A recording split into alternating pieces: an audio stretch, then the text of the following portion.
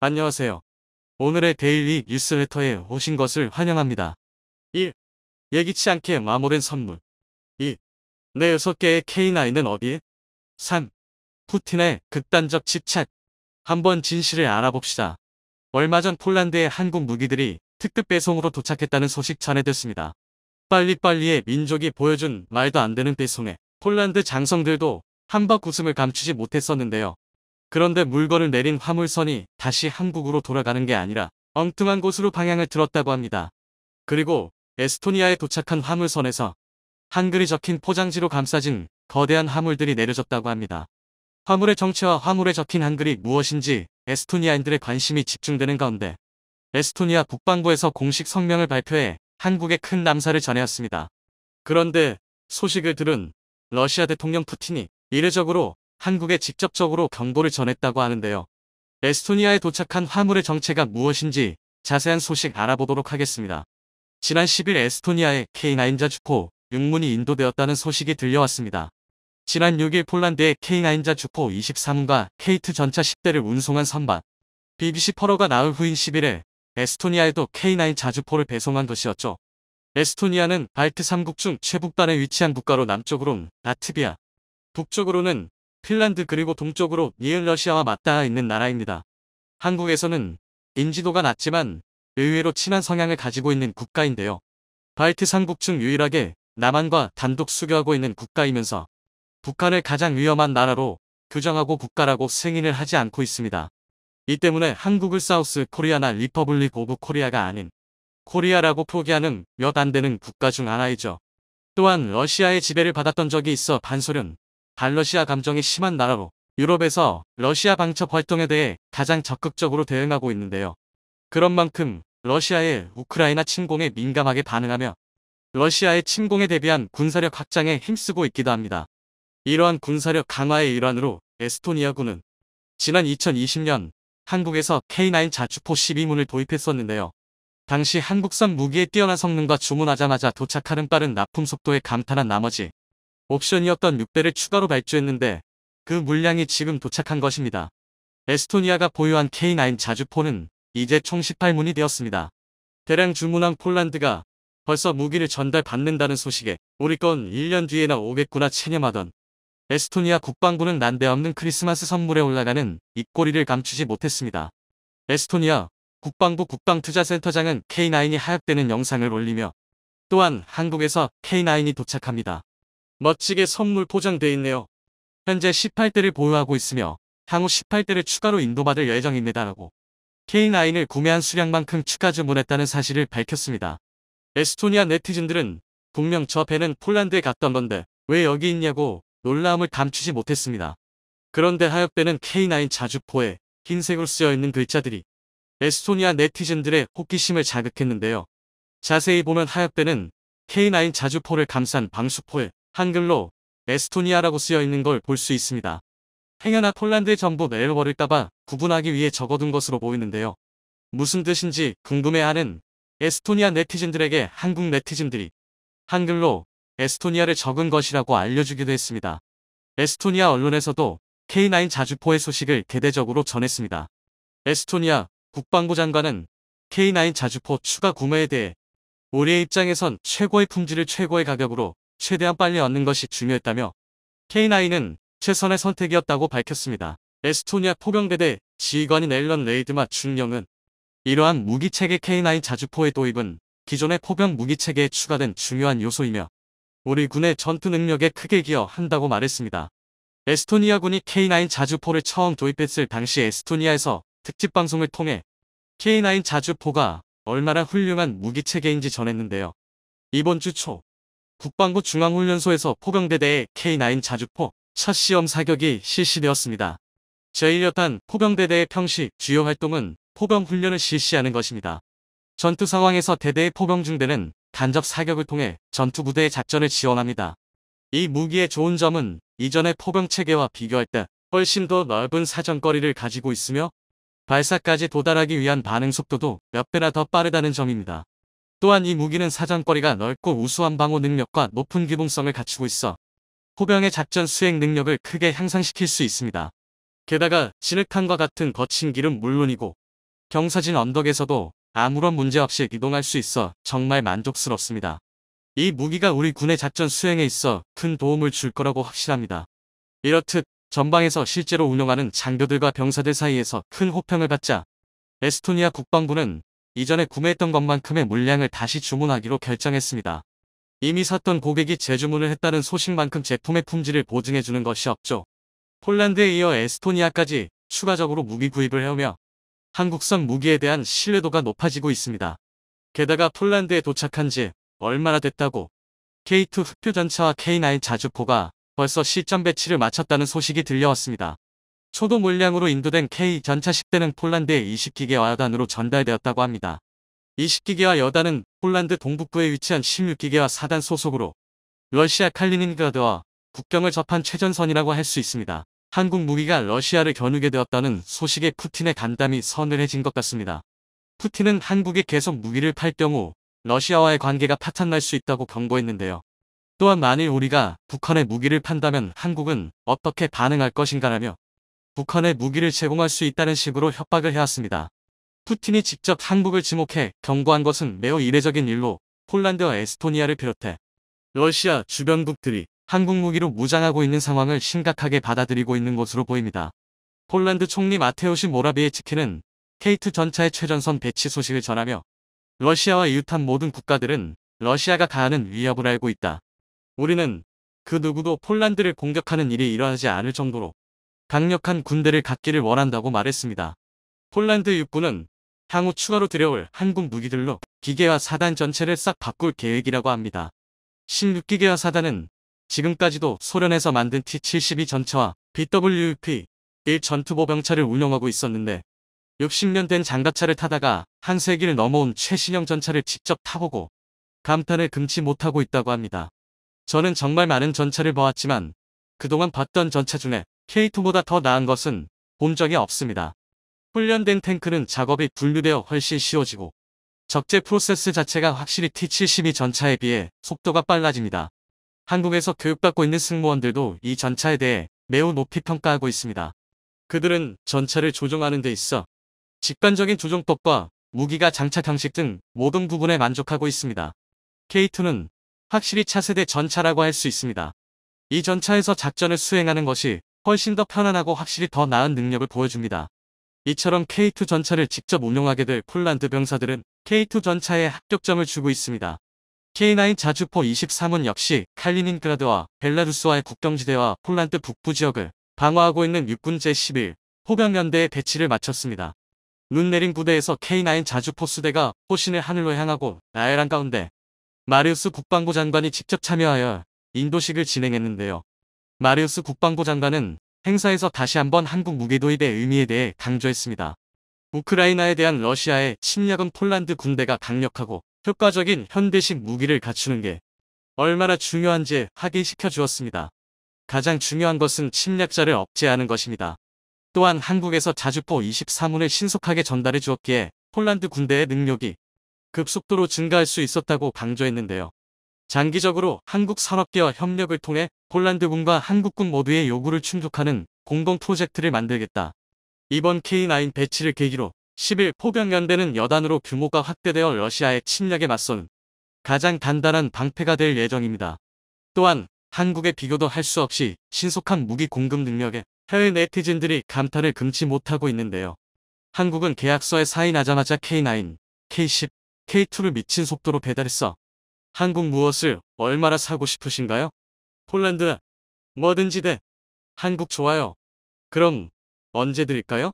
폴란드 엊그제 괜찮나요?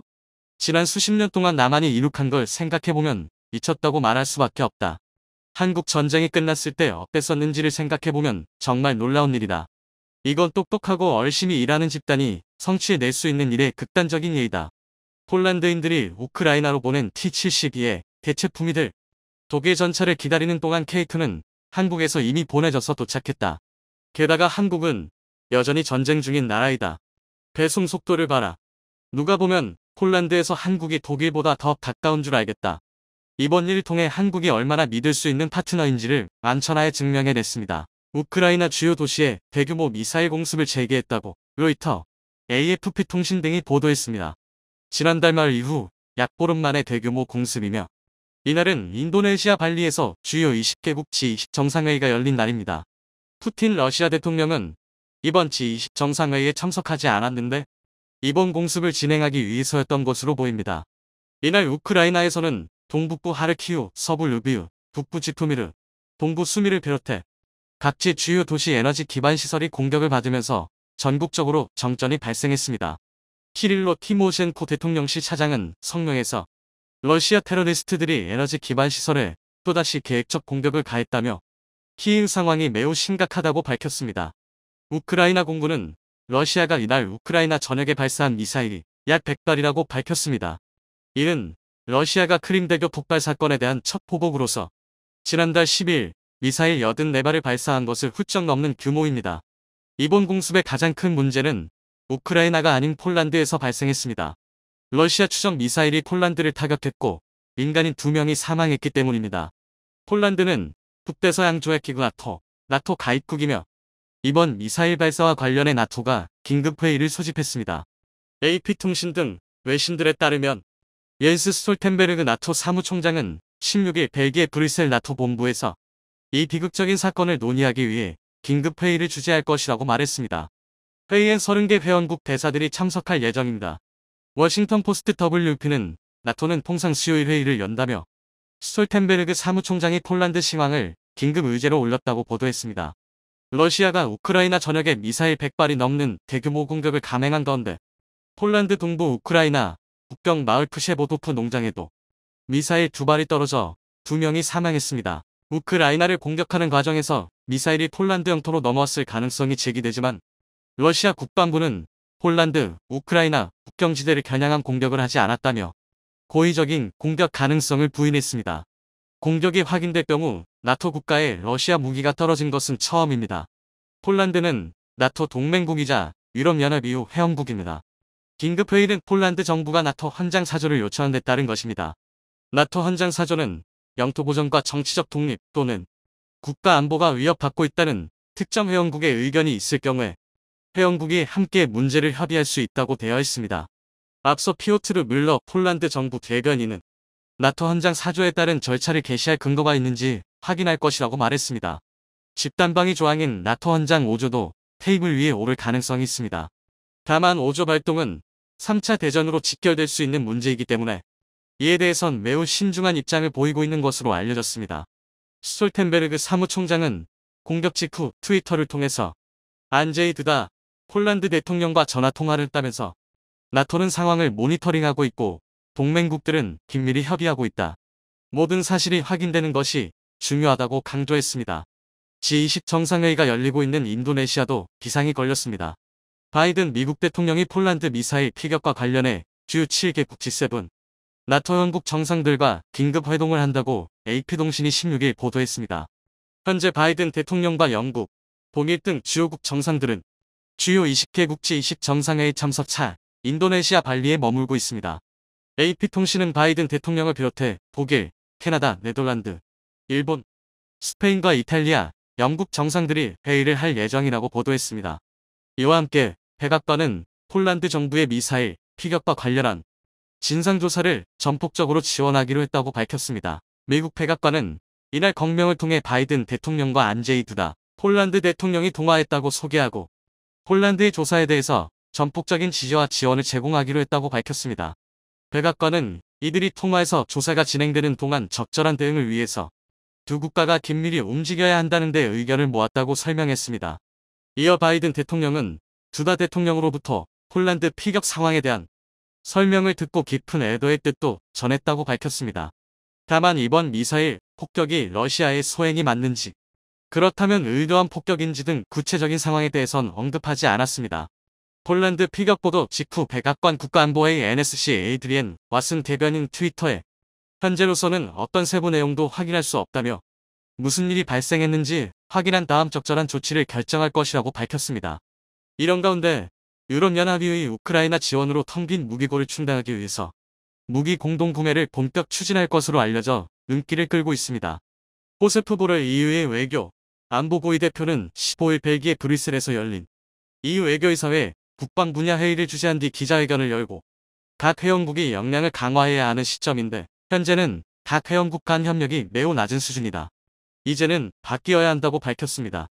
보렐 대표는 구체적으로 회원국들이 방위력 증강에 쏟는 투자액을 기준으로 해서 회원국 간 공동구매 등 상호 협력을 통해 이뤄지는 투자 비율이 18% 수준에 그치고 있다면서 오늘 회의에서 우리는 협력 투자 방식을 통해서 이 비율을 35% 수준까지 확대해야 한다고 말했다고 전했습니다.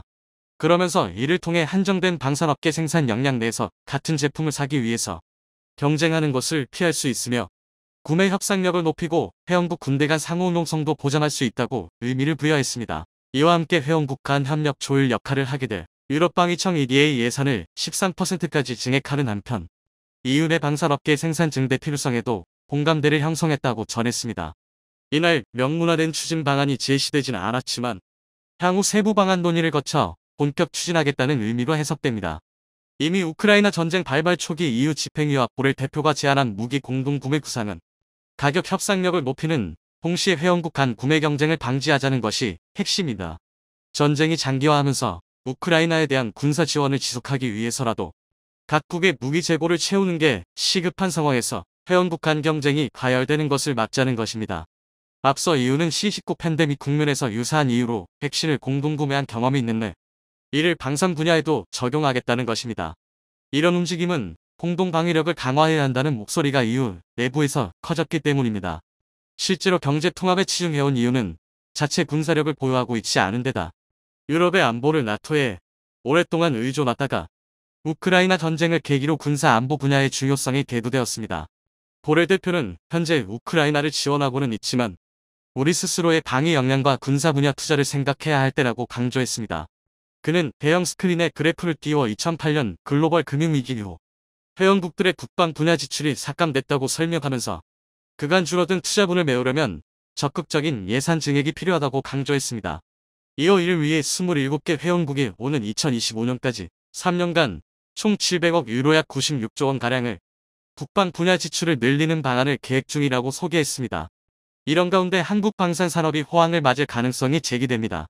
미 정치 매체 폴리티코는 1일 한국의 무기 수출 계약 규모와 그리고 신속한 납기가 미국 방산업계에 관심을 끌었다고 보도했습니다. 익명을 요구한 미 방산업계 관계자는 폴리티코에 미 방산업계에는 한국의 무기 수출이 폴란드로 끝나지 않을 것이란 우려가 있다고 말했습니다. 이어 한국이 연내 폴란드에 무기를 인도하기 시작하겠다고 밝힌 것을 두고 순전히 마케팅에 불과하다. 한국은 그들이 약속한 것처럼 무기를 신속하게 인도할 수 있는지 입증한 적이 없다고 주장했습니다. 미국 방산업계가 한국 방산업계를 견제하기 시작한 것은 최근 한국의 유럽 국가들에게 대규모 방산 계약을 연이어 따냈기 때문입니다. 폴란드는 지난 7월 한국의 K2 전차, K9 자주포, FA-50 경공격기 등 총 148억 달러 규모의 무기를 발주할 예정이라고 발표했으며 지난달에는 다연장 로켓 천무 288문을 구매하기도 했습니다. 러시아와 직접 맞닿은 동유럽의 에스토니아 역시 이미 한국의 K9 자주포 18문을 주문했으며 북유럽의 노르웨이도 K2 전차 구매를 고려 중입니다.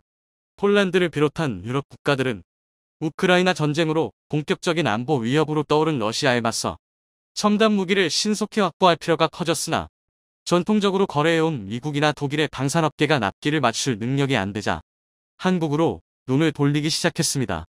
한국의 경우 미국산 무기보다 대체로 저렴한 가격에 부품 호환도 가능하며 북한이나 중국과의 군비 경쟁이 지속된 이유로 약속한 납기에 무기를 공급할 수 있어서 장비 현대화가 시급한 다른 나토 국가들도 한국을 미국에 대한 대안으로 고려할 수 있다고 폴리티코는 전망했습니다. 폴란드의 경우 K2 전차 800대를 폴란드 현지에서 생산하기로 하는 기술 이전에도 적극적입니다. 앞서 푸틴 대통령은 한국을 겨냥해서 무기 수출을 멈추라고 경고한 바 있는데 확전이 될 경우 한국이 유럽에 대량의 무기를 공급하는 것을 우려했기 때문일지도 모르겠습니다. 우크라이나 전쟁으로 한국이 방산 특수를 맞이한 것은 기쁜 소식이지만 가장 좋은 것은 전쟁 없이 세계 경제가 안정을 찾는 것입니다. 이번 폴란드 미사일 피격 사태가 단순히 사고로 밝혀지고 한국산 FA-50 경공격기를 실제 운용하게 될 폴란드 공군 지휘관들이 한국 공군 특수비행팀 블랙이글스의 T-50B를 직접 타보고 만족감을 표시해 완신해서 현재 화제가 되고 있는데요. T-50B는 폴란드가 도합할 FA-50과 마찬가지로 한국항공우주산업이 제작한 T-50 고등훈련기에 바탕을 둔 기체인데요. 블랙 이글스는 폴란드 댕블린 공군 기지에서 폴란드 공군과 우정 비행을 실시했다고 밝혔는데요. 국산 항공기의 유럽 수출 마케팅 지원에 나선 블랙 이글스는 폴란드 공군 지휘관 4명을 후방석에 태우고 비행에 나섰습니다. 비행에서 폴란드 공군 제1비행단장 마치에이 트레카 준장은 블랙 이글스 3번기에 제4비행단장 그제고시 실루사제 준장은 4번기에 탑승했던 것으로 알려졌는데요. 제23 공군 기지단장 크지스토프 스토비에츠키 대령은 7번기에 제1비행단 부단장 피오트르 이바스코 대령은 6번기에 각각 탑승해 비행체험을 했다고 밝혔는데요. 폴란드 공군 특수비행팀 오르게 PZ-L130 항공기와 함께 날아오른 블랙 이글스는 댕블린 기지 상공에서 붉은색 연기와 흰색 연기를 내뿜으며 폴란드 국기를 그리기도 했는데요. 이후 임무 공역에서 별도 비행에 나선 블랙 이글스 항공기들은 후방석에 탑승한 폴란드 공군 조종사들에게 국산 항공기의 성능을 유감없이 뽐냈습니다. 50여 분간의 비행을 마치고 취재진과 만난 스토비에츠키 대령은 소감을 묻는 질문에 훌륭했다고 답했는데요. 그는 비행을 하면서 어떤 느낌을 받을지 유심히 봤는데 이 항공기는 내가 비행하는 미그-29와는 완전히 다른 새로운 항공기였다면서 항공기와 조종사 간의 인터페이스가 미그-29와는 완전히 달랐다고 했는데요. 그러면서 비행하기가 매우 수월했다. 매우 좋은 경험이었다고 소감을 밝혔는데요. 스토비에츠키 대령의 주기종인 미그-29는 러시아의 4세대 전투기로 러시아를 비롯해 옛 공산권 국가들을 중심으로 약 30여 개국에서 운용하고 있는데요. 한국산 T-50은 상대적으로 최신 항공기이기 때문에 비행 편의성이나 계기판과 조종관 등에서 차이가 있다는 게 그의 설명이었습니다. 뒤이어 항공기에서 내린 트레카 준장 역시 판타스틱하다. 후배들에게 추천할 만한 항공기라고 생각한다고 말했는데요. 트레카 준장이 지휘하는 제2비행단에는 국산 FA-60 항공기가 배치될 예정인데요. 한국항공우주산업은 총 계약 대수 48등, 내년 하반기부터 12대를 우선 폴란드에 납품한다는 계획입니다. 트레카 준장은 미그-29 전투기뿐만 아니라 냉전시대 전폭기 임무를 수행했던 수호-22 조종 경험도 갖고 있는데요. 그는 T-50은 내가 조종했던 항공기들과 전혀 달랐다면서 컴퓨터 기반 시스템과 플라이 바이 와이어가 인상적이었다고 전했는데요. 플라이 바이 와이어는 기계적 제어가 아닌 전기 신호에 의한 제어를 의미하는데요. 옛 항공기들은 기계 구조와 유압에 의존했지만 최신 항공기들은 조종 신호를 컴퓨터가 해석해 전기적인 신호를 유압 시스템에 제공하는 방식으로 개발되는데요. 이를 통해 조종사 판단 이전에 컴퓨터가 계산해 비행의 정확성을 보장하기 때문에 조종사 임무를 그만큼 줄여주게 되나. 트레카 준장은 컴퓨터는 조종사에게 많은 것을 할 수 있게 해준다면서 T-50의 최신 장비들이 인상적이었는데 F-16과 유사한 것으로 보였다고 밝혔는데요. 한편 T-50은 카이가 미국 록히드 마틴과 F-16을 기반으로 공동 설계한 항공기인데요. 카이는 지난 6월 록히드 마틴과 전략 협약을 맺고 공동 글로벌 마케팅을 진행하고 있는 상황인데요. 폴란드에 뒤이어 말레이시아 정부 대표단이 최근 방한해 한국산 경공격기 FA-60 도입을 위한 실사를 진행한 것으로 확인됐는데요. 폴란드에 이어 한국산 방산무기의 말레이시아 수출이 가시화한 것으로 보인다는 전문가들의 견해가 이어졌습니다. 업계 관계자 등에 따르면 말레이시아 실사단이 경남 사천 한국항공우주산업 본사를 찾아 현장 실사를 진행했는데요. 실사단은 폴란드 수출 물량인 FA-50의 제조 과정과 완제품, 첫 한국산 전투기 KF-21의 시제품 등을 살펴본 뒤 긍정적 반응을 보였다고 전했는데요. 1차 시업 규모는 약 40억 링기작 1조 원으로 내년 1분기쯤 최종 사업자가 발표될 예정인데요. 말레이시아 공군은 현재 노후 전투기 한 대와 사업을 진행 중으로 그동안 말레이시아는 훈련기와 경공격기를 견해 사용해왔던 영국산 호크기를 대체하기 위해 경전투기 18대 구매를 추진해왔다고 밝혔는데요. 통상 항공기 수명을 30년으로 보는데 말레이시아가 호크 208 18대를 1995년 인수했던 것을 고려하면 퇴역 시점이 얼마 남지 않았는데요. 호크 108도 비슷한 시기에 도입된 것으로 알려졌습니다. 게다가 지난해 11월 야간 훈련 중 추락사고로 노후 전투기 교체 필요성이 더 커졌는데요. 카이 측은 말레이시아가 훈련기와 경공격기, 겸하는 기종에 대한 선호도가 큰 점을 고려해 폴란드 수출 기종인 FA60 성능 개량형을 제안한 것으로 알려졌습니다. 업계에선 후보 기종으로 FA60과 테자스 인도산 전투기, 허젯 튀르키예, M346 이탈리아 알레니아 등이 경합 중인 가운데 한국산 FA60이 유일하게 우위를 점하고 있는 것으로 보고 있는데요. 한 업계 관계자는 FA60의 폴란드 수출이 원활하게 잘 이뤄지며 말레이시아 측도 마음을 굳힌 듯하다며 최종 경합을 벌이던 이탈리아 M346은 후속 군수 지원이 원활하지 않아 마이너스 평가를 받은 것으로 안다고 설명했는데요. 산업연구원 보고서에 따르면 말레이시아 정부는 군 현대화 계획을 추진 중이며 향후 무기 수입 규모가 지속해서 확대될 전망으로 현재 남중국해를 둘러싸고 중국과 분쟁, 인도네시아, 싱가포르 등 인근 국가의 해상 영유권 분쟁 등이 이어지고 있기 때문으로 한국은 1993년과 2010년 각각 K200 장갑차 111대 1억 4,652만 달러 규모와 훈련함 2척 4억 달러 규모를 말레이시아에 수출한 바 있었는데요. 말레이시아가 도입 기종을 확정 지으면 시업금 납부 방법에 대한 세부 협상이 이어질 전망으로 군사 전문가들은 한국산 전투기는 제품의 가성비가 좋고 폴란드 수출 등으로 우수성과 후속 군수 지원이 우수한 것도 시장에서 검증된 것이 FA50의 강점이라며 말레이시아 고위 인사가 수출 계약을 앞두고 마지막 확인 차원에서 실사를 진행한 것으로 안다고 밝혔습니다. 한국항공우주산업은 폴란드, 말레이시아와 국산 경공격기 FA60 수출 계약을 체결할 예정인 가운데 콜롬비아와도 협상을 벌이고 있을 것으로 알려졌는데요. 현재 콜롬비아는 FA60 20대를 원하고 있다며 FA60대당 가격은 4천만 달러, 약 520억 원 수준으로 20대 계약이 확정되면 수출 규모는 1조 400억 원 수준이라고 밝혔는데요. 콜롬비아 공군은 A-37 경공격기 17기와 T-37 훈련기 30여 기를 운용하고 있는 것으로 알려졌지만 노후화로 인해 현재 퇴역 절차를 밟고 있다고 밝혔는데요. 당초 콜롬비아가 대체 기종으로 고려한 것은 F-16 전투기였지만 감염증으로 인한 경제 타격 등 여파로 예산이 부족해지자 성능과 가성비가 뛰어난 한국산 FA50으로 눈을 돌린 것으로 전해졌는데요. 이와 함께 콜롬비아 공군이 장학생을 선발해 한국에 보내 교육을 받는 것과 티토 사울 피니아 전 주한 콜롬비아 대사가 2016년 3월 공군 제1전투 비행단에서 국산 초음속 훈련기인 T-50에 탑승해 직접 비행 체험을 한 것도 영향을 준 것으로 알려졌는데요. 콜롬비아 피니아 대사는 20여 년 동안 약 8,000시간 비행한 경력이 있는 베테랑 전투기 조종사로 콜롬비아 공군 사관학교 출신인 그는 주한 콜롬비아 대사로 부임하기 전까지 공군 사령관이었는데요.